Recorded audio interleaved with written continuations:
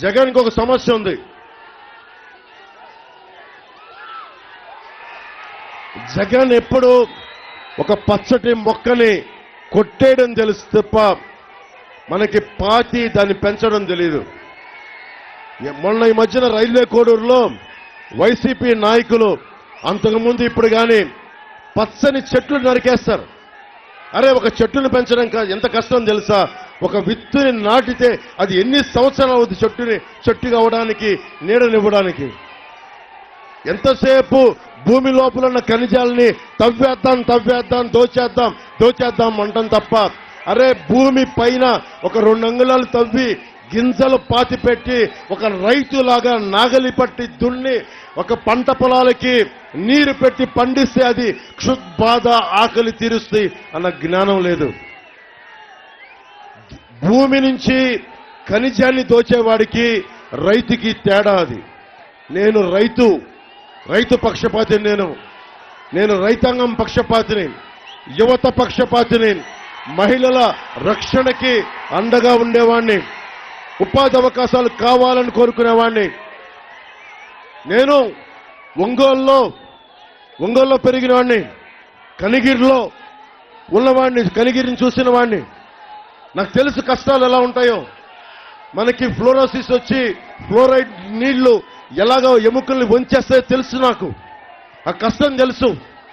రాజకీయాలకు సరదాగా రాలా. అందరూ ఉత్తరాంధ్ర వెనుకబాటుతనం, రాయలసీమ వెనుకబాటుతనం అంటారు కానీ ఎవ్వరికీ తెలియని గణాంకాలు.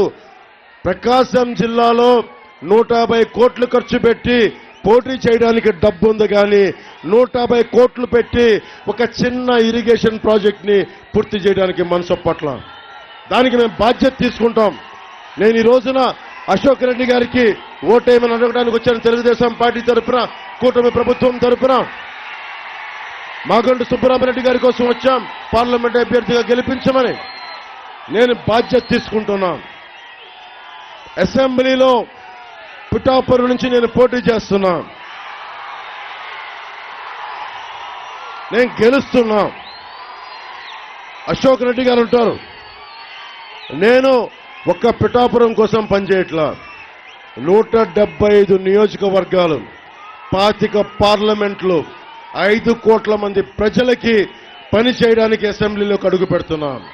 అందరి కష్టాలకి అందరినీ నేను ఒక్కనే చేయలేను కాబట్టి అశోక్ రెడ్డి గారు కూడా పక్కనుంటే నేను మన సమస్యని మరింత బలంగా తీసుకెళ్లగలను.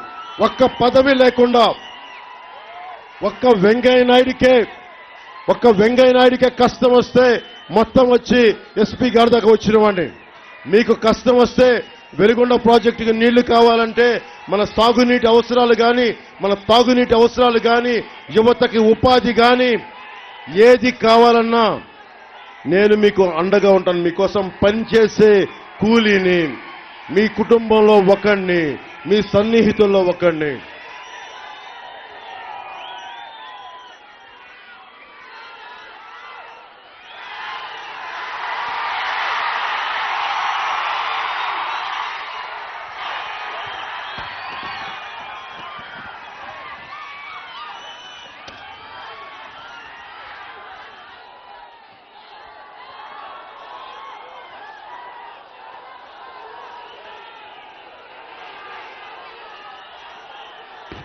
ఈరోజు వైసీపీకి రాగానే బీసీ కులాల ప్రాతినిధ్యం తగ్గిపోయింది. స్థానిక ఎన్నికల్లో 34% ఉండే బీసీ ప్రాతినిధ్యం 24% పడిపోయింది. అలాగే ఎస్సీ ఎస్టీ సప్లాన్ నిధుల్ని పక్కదో మళ్లించేశాడు. నిధుల్ని పక్కకు పెట్టాడు. 27 దళిత యువత పథకాలని పంపించేశాడు, వెనక్కి పెట్టేశాడు. అందుకనే ఎవరికి ఎస్సీ ఎస్టీ సప్లాన్ కానీ, బీసీ సప్లాన్ కానీ ఏ నిధులు ఎవరికి కేటాయించారో వాళ్ళకే ఖర్చు చేస్తాం. అలాగే ఉద్యోగులకి చెప్తా ఉన్నాను. నేను ఉద్యోగి కొడుకుని. ఒంగోలులో మా నాన్నగారు ఆయన ఆల్కహాల్ మనకి లిక్కర్ బ్యారన్ ఆయన వెళ్ళి ఒకసారి ఆయన ఎప్పుడు కొన్ని సందర్భాల్లో మా నాన్నగారితో పాటు కలవడం జరిగింది. సో ఆయన ఎప్పుడు కూడా ఒక వ్యాపారం పెడితే 10 మందికి బాగుండాలి. ఎప్పుడు కూడా ఆయన కల్తీ లిక్కర్ అమ్మలేదు. ఆయన ఎప్పుడు ఆయన వ్యాపారం అది, దాన్ని గౌరవించి ప్రజల ఆరోగ్యాన్ని గుర్తించి ఎప్పుడు కల్తీ అది ఎప్పుడు చేయలేదు ఆయన. ఈరోజు నేను కోరుకుంటుంది ప్రభుత్వ ఉద్యోగి కొడుకుగా ప్రతి ప్రభుత్వ ఉద్యోగికి నేను మాటిస్తా ఉన్నాను. కాంట్రిబ్యూటరీ పెన్షన్ స్కీమ్ ని దానిని సంవత్సరం లోపు అసెంబ్లీలో డిబేట్లు జరిపి దానికి పరిష్కార మార్గాన్ని కనుక్కొని మీరు రిటైర్ అయితే ఆనందంగా వెళ్లేలాగానే ఉంటుంది. అలాంటి మార్గాన్ని నేను తీసుకొస్తానని మీకు తెలియజేస్తాను.